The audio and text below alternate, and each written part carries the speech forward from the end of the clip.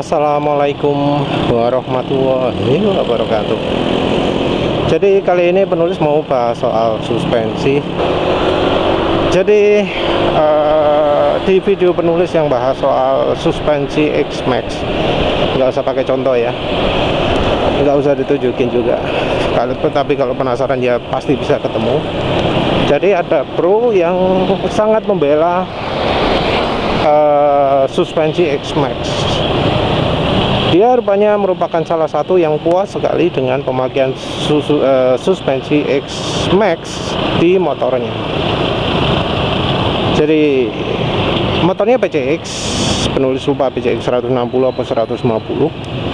Mungkin 160 ya kalau pakai X-Max. Soalnya kalau PCX 150 pakai X-Max kepanjangan ya mungkin ya. Jadi lebih tinggi motornya ya. Yang pas itu adalah PCX 160. Tapi ya wes akhirnya dia pakai X-Max yang kalau boncengan 3 sama anaknya itu dia harus pakai setelan nomor 2. Entah penulis nggak tahu setelan nomor 2 itu yang gimana. Makin keras mungkin maksudnya ya. Yang setelan nomor satunya yang gimana nggak tahu. Setelan nomor 1 empuk apa keras nggak tahu lah. Jadi dia memuji, penulis yang ngomong ya, suspensi motor matic Jepang itu kualitas di bawah standar. Dia nggak terima. Dibilang ya nggak mungkin lah ya, sampean itu siapa, riset dari mana kok berani ngomong suspensi Jepang itu jelek, ngomong kualitas di bawah standar. Justru suspensi aftermarket itu yang di bawah standar. Suspensi aftermarket itu keras semua. Dia menyebutkan banyak merek, ada RCB, ada apa jenenge,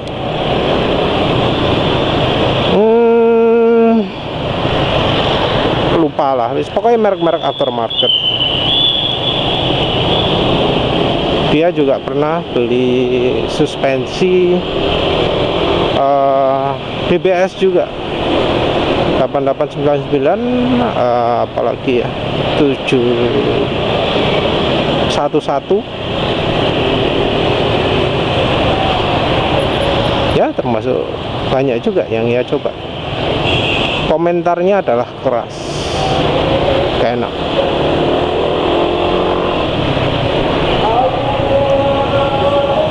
Dia ya membela sekali lah, ngomong suspensi Jepang itu wis ya nggak mungkin di bawah standar.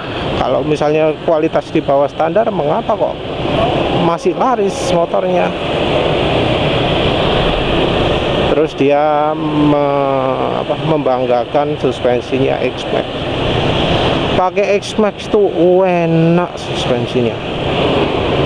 Jalan rumah saya itu nggak rata geronjalan, tapi pakai suspensinya X-Max nyaman seperti jalan aspal, mungkin maksudnya jalan yang mulus.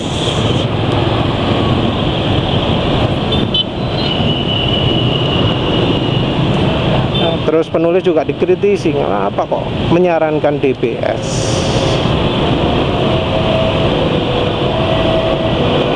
Katanya semua suspensi aftermarket itu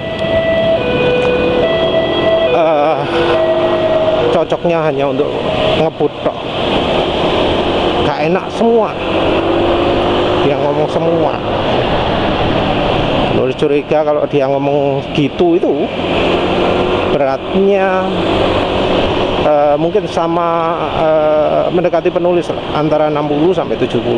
Soalnya kalau beratnya segitu emang suspensi rata-rata di pasaran itu terlalu keras semua. Tapi jangan salah, suspensi DBS untuk berat 70 kg itu terlalu empuk juga kalau jalannya jalan makadam.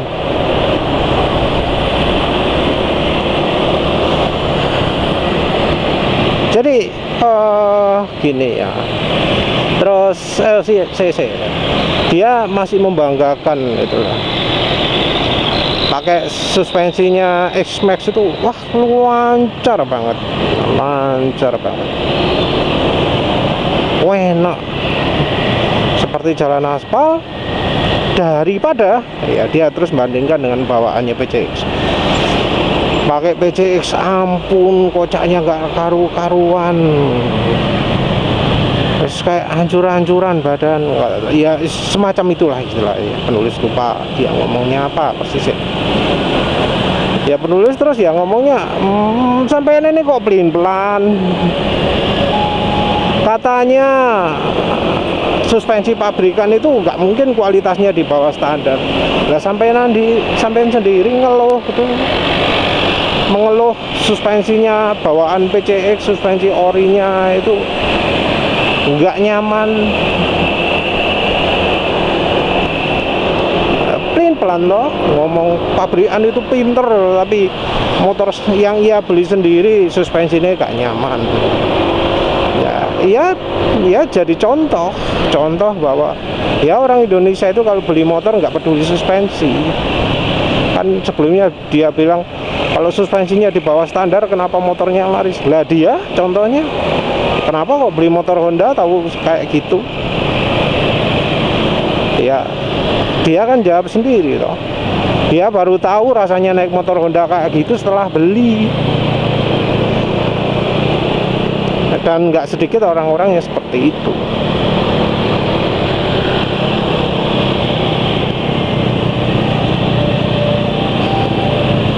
Dan orang ya kebanyakan beli ya wis beli, keras atau enggak dianggap normal.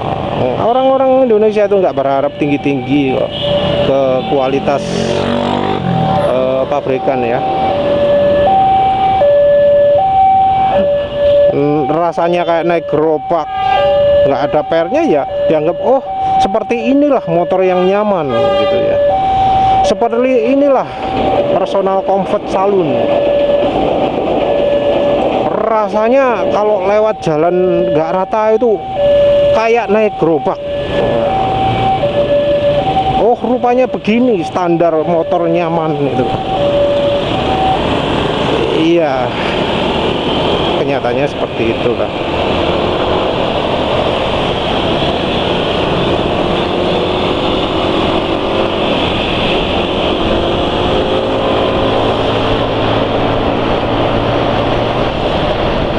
Jadi ya orang-orang ini kan masalahnya punya motor itu paling cuma beberapa ya, nggak pernah ngalami punya motor sampai sewering banget ganti-ganti, apalagi sampai ganti merek ya, jarang sekali orang ganti merek. Nah orang itu paling jarang menyentuh merek Suzuki, padahal merek Suzuki itu sebenarnya merupakan barometer kenyamanan untuk masa lalu ya. Kalau Suzuki Next 2 itu nggak termasuk.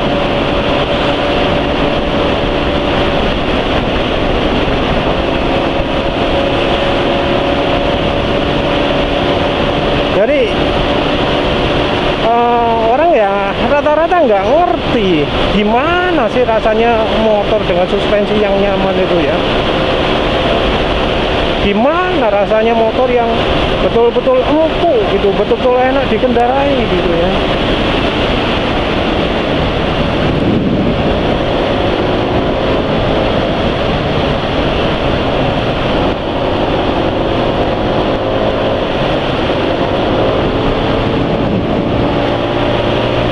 Ya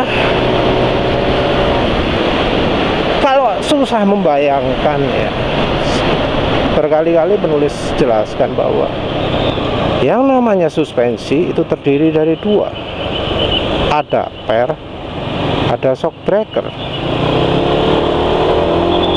Nah shock breaker ini adalah bagian yang paling orang itu nggak ngerti, yang nggak bisa bedakan, yang nggak merasakan. Karena ketika suspensi makin lama makin soak, mereka itu nggak coba menyelami mengapa kok gitu. kelemahan suspensi X-Max ya, itu adalah dari sisi shock breakernya ini. Kalau ukuran per sudah lumayan oke lah. Jadi shock breakernya X-Max itu yang paling jadi masalah.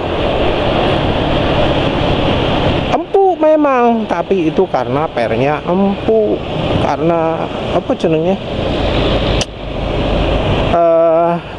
jarak main suspensi yang panjang, jarang jeduk gitu ya. Masalah terjadi kalau motornya dipakai di kecepatan agak tinggi, ada kecepatan 60 dan seterusnya lebih kencang ya. Jalan kecepatan 60 di jalan yang ya kondisinya kayak jalan yang dilewati penulis gini. Jalan dimana aspalnya nggak selalu mulus, aspalnya selalu berubah bentuk, tapi kebanyakan kendaraan melalui dengan kecepatan tinggi. Di saat seperti itu baru kerasa bahayanya suspensinya X-Max. Ya sayangnya ya, suspensi X-Max itu punya kelemahan sama dengan suspensi di bawah standar Jepang yang lain. Suspensi Jepang tapi kualitasnya lebih rendah dari oli KW. Apa sih PCX Panther tadi? Oh ternyata enggak. Alah, gaspol lampu merah setate ketinggalan adoh ya.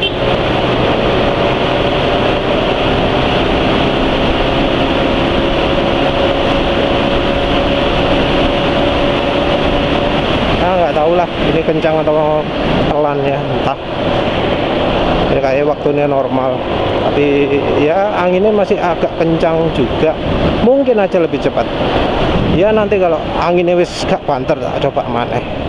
Ini anginnya masih lumayan kencang, kayak jalan segini aja kerasa anginnya. Terus shock breaker itu merupakan kelemahan banyak, dan orang biasanya nggak tahu cara menilai shock breaker lemah itu bagaimana. Shock breaker lemah itu ya menilainya harus jalan kencang, atau kalau misalnya pelan itu harus bebannya agak banyak. Ketika lewat polisi tidur, ketika lewat perubahan jalan yang termasuk ekstrim, itu berapa kali motornya mengayun, berapa kali ayun. Nah kalau ayunannya berlebihan, kalau sampai keterusan nggak berhenti, nah itu ciri suspensinya soak, sudah aus.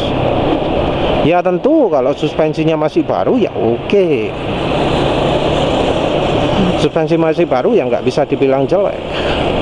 Tapi cobalah setelah misalnya 500 km, setelah 1000 km. Soalnya umur dari suspensi merek Jepang yang sekarang kok rasanya cuma segitu ya, ratusan kilometer.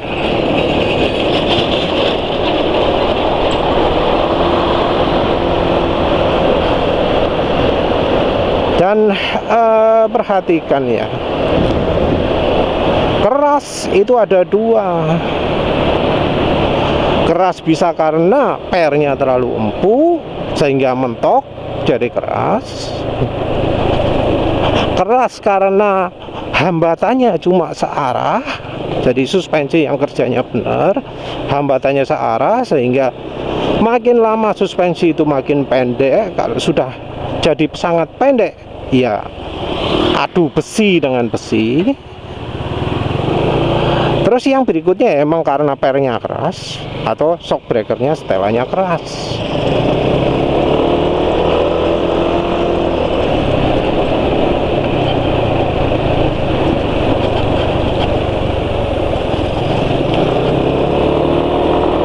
Jadi ya nggak selalu keras itu gara-gara beneran keras. Kalau pernya terlalu empuk ya, itu kalau diduduki Kalau duduki sendirian gitu ya, tolong coba lihat tolong coba minta istrinya lihatkan lah kalau kita menduduki motornya itu turun seberapa. Kalau turunnya sudah lebih dari setengah padahal itu sendirian, itu artinya terlalu empuk. Jangan dibilang sebaliknya, terlalu empuk dibilang wah keras suspensinya, ya enggak, itu terlalu empuk. Baru kalau misalnya diduduki nggak turun motornya ya, bener-bener nggak turun, cuma turun senti gitu tok ya. Sak senti itu banyak ya, turun sak senti gitu tok ya, itu suspensinya keras, pernya keras. Kalau shock breaker keras, entah ya apa ada kasus seperti itu.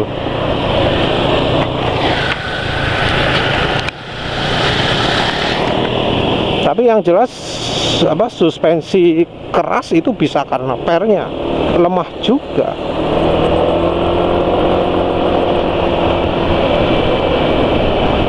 Oh ya, satu lagi.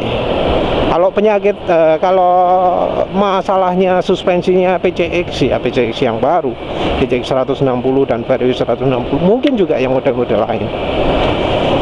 Itu kan sering ada yang ngomong, iya memang kalau suspensi baru itu keras, tapi lama-lama empuk. Itu apa yang terjadi?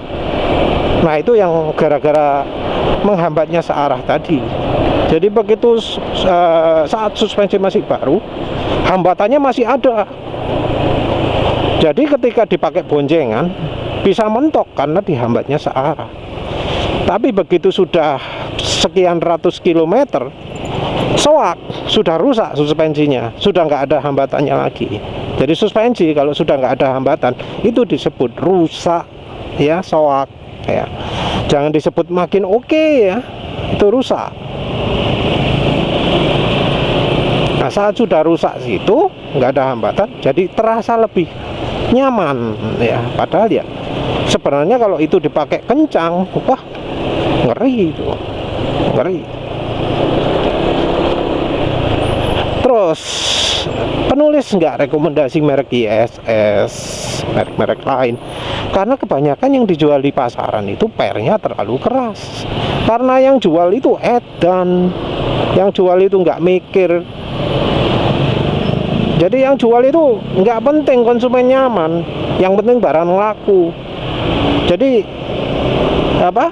Kalau konsumennya kebetulan beratnya 110, wis bejo penjualnya karena pas.